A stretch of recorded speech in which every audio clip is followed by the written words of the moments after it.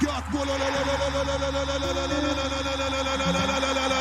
لا لا لا البصمة الهولندية، وهنا تدور طواحين ليفربول بأقدام ابن الطواحين يسجل أول الأهداف.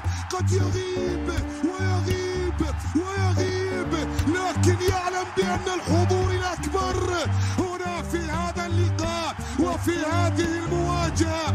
كاكبو يسجل ويتقدم بنتيجة اللقاء ويصنع الحدث في شوط المباراة الأول.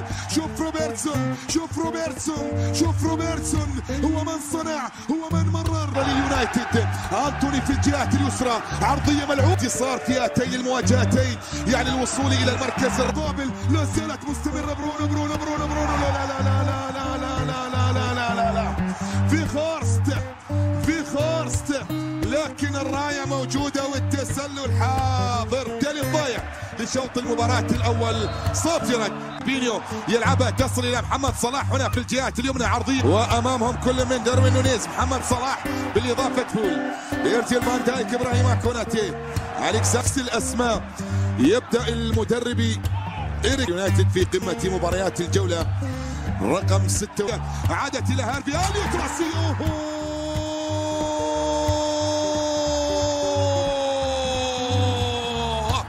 الصغير. إليوت يصنع لمصلحة داروين نونيز. يا ليلة عودة ليفربول، وبالتالي يجب أن يكون الجميع في الموعد، يجب أن يكون الجميع في الموعد. كاكبو، وبعد ذلك داروين نونيز يسجل بعد تمريرة من هارفي إليوت مبكرا جدا في شوط المباراة الثاني. يأتي الهدف الثاني.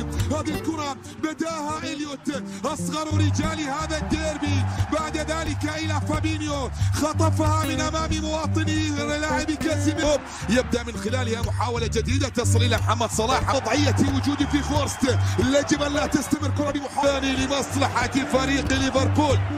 2-0. خطأ يأتي على القائد هندرسون، كرة بمحاولة أمام محمد، مر تقدم سقط. لا لا لا لا لا لا لا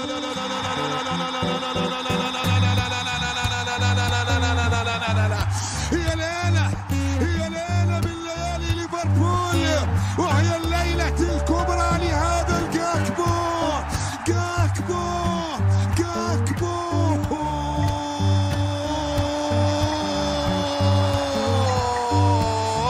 هذه المرتدة، هذه المحاولة، هذه اللقطة، هذه الكرة، هنا اللمسة بداها هذا الهولندي، دور بها بهذه الطريقة، وصلت إلى من لا يرحم، إلى محمد صلاح. بكل تأكيد أنتوني يلعب كرة في الجهات اليمنى، فيها محمد صلاح في هذه المباراة باليونايتد بثلاثية حتى هذه اللحظة. يلعبون بلمسة يده وبكرة فيها ركلة جزاء، ومانشستر يبحث عن التصدي. وصلت إلى كاسيميرو، تغيير الاتجاه اللاعب من كاسيميرو، وكرة بعد ذلك براسية، لكن لم يخسر ليفربول مع هذا الحكم. الآن يبدو في جميع المسابقات فاز فيها اليونايتد كلها. الآن لو لمسها بيده لأصبحت خطأ، وركبه داخل منطقة الجزاء لا زالت مستمرة وقائمة. ضاعت أيضا. برافو لا زالت مستمرة وقائمة.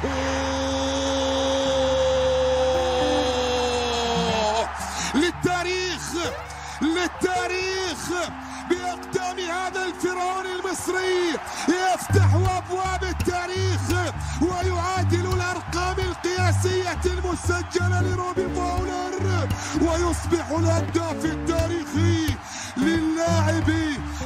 لفريق ليفربول في بطولة الدوري، وينفرد كأول لاعب تاريخيا يسجل في 6 مباريات متتالية هنا في مواجهة ليفربول مان يونايتد. عادت وصلت هي بالقدم اليمنى صلاح لا لا لا لا لا لا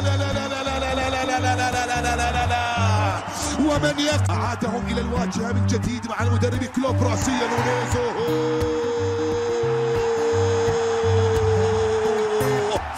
يعود ليثبت الجودة التي يمتلكها. مكانته في فريق كبير ويسجل في مرمى فريق كبير.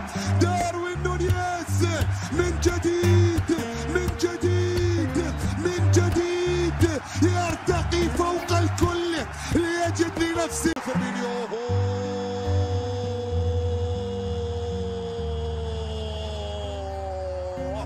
الملك يعود مرة أخرى، ذا يجيب شنك.